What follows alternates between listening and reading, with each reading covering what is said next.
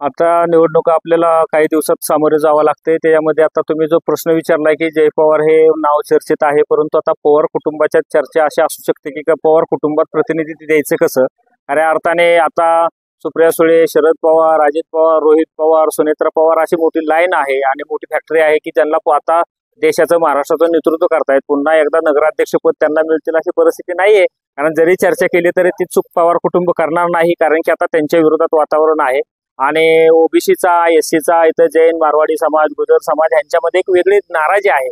त्यामुळं मला असं वाटतं की ह्या निवडणुकीमध्ये आपण पाहिलं तर त्यांना फक्त पवार कुटुंबाचा विकास आणि मराठा समाजातल्या काही लोकांचा विकास हे उद्दिष्ट ठेवून काम केल्यामुळं त्यांच्यामध्ये आणि इतर समाजामध्ये एक अंतर पडत चाललेलं आहे, अशी परिस्थिती आहे.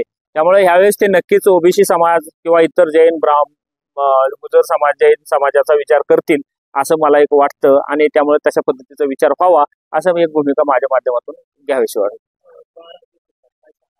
आता कसं आहे, बारामतीमध्ये 1,03,000 मतदानापैकी जवळजवळ 50,000 मतदान हे ओबीसी समाजातून येतं. साधारण 20-22 हजार एससी समाजातून, मागासवर्गीय समाजातून येतं आणि 17-18 हजार मतदान एक मराठा समाजातून येतं. ब्राह्मण समाज, जैन समाजातून एक 7-8 हजार मतदान येतं आणि तुमचं मुस्लिम समाज एक 10-12 हजार, असं साधारण 1,03,000 मतदान आहे.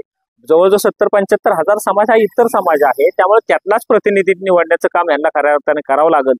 अन्यथा आणि ओपन काय सगळ्याची जबाबदारी आहे. त्यामुळे सर्व समाज इथं उमेदवारी घेऊ शकतो. त्यामुळे ओपन कुठल्याही एका समाजाची मक्तेदारी नाही. ओपन म्हणजे ह्याच समाजाला दिलं अशी परिस्थिती नाही. मागच्या 9 वर्षापूर्वी इथं ओबीसी रिझर्वेशन पडलं होतं, तिथे सुद्धा त्यांना पौर्णिमा तावरे यांनाच उमेदवारी देण्याचं काम केलेलं आहे. त्यामुळे तिथेही तावरेच दिलेलं आहे. त्यामुळं ओबीसीला कुठेतरी बारामतीमध्ये गेल्या 50-55 वर्षात डावलले ही परिस्थिती आहे. एखाद दुसरा प्रतिनिधी त्यांना दिलेला आहे दाखवायसाठी. मग नाना पटलाल जिल्हा परिषद अध्यक्ष केलं, कोणाला एखाद दुसरा प्रतिनिधी दिलेला आहे. परंतु इथं तिन्ही कारखान्याची परिस्थिती पाहिली तर तिन्ही कारखाने सुद्धा चेअरमनपद हे मराठा समाजाला दिले. तुमच्या बारामती सहकारी बँकेत सुद्धा चेअरमन मराठा समाजातूनच येतात. तिथं सुद्धा आपण बघतो की तिथली परिस्थिती फार भयंकर आहे. आणि त्यामुळे अशा परिस्थितीमध्ये मला असं वाटतं की इतर समाजाचा, ओबीसी, एससी समाजाचा विचार व्हायला पाहिजे अशी एक भूमिका आमच्यासारख्या कार्यकर्त्याला वाटते आणि सर्वच पक्षाने करावा अशी एक भूमिका महाराष्ट्रामध्ये निर्माण झालेली आहे. ओबीसीला जर डावललं तर राज्यात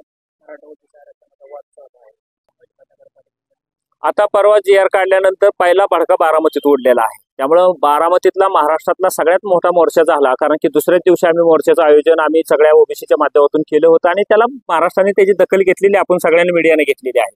त्यामुळे बारामतीतला ओबीसी, एससी समाज आता कुठेतरी संघटित होतोय, एकत्र येतोय आणि तो डिसिजन मेकिंग मध्ये आहे.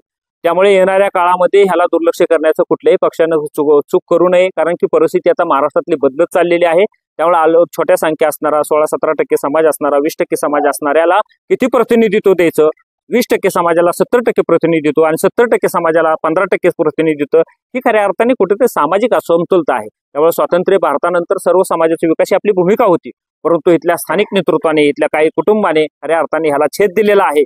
त्यामुळं 70-75 वर्षानंतर का व्हायना इथला ओबीसी, एससी समाज एकत्र येतोय आणि तो मतपेटीत मतक्रांती केल्याशिवाय राहणार नाही. कारण की कोणाशी युद्ध करायचं नाही, वाद घालायचे नाहीत, भांडणं करायचे नाहीत. मतपेटीतनं मतक्रांती इथला मतदार करेल आणि येणाऱ्या काळात इथल्या भूमिका तो स्पष्ट करेल आणि पूर्ण महाराष्ट्राला दिशा देईल.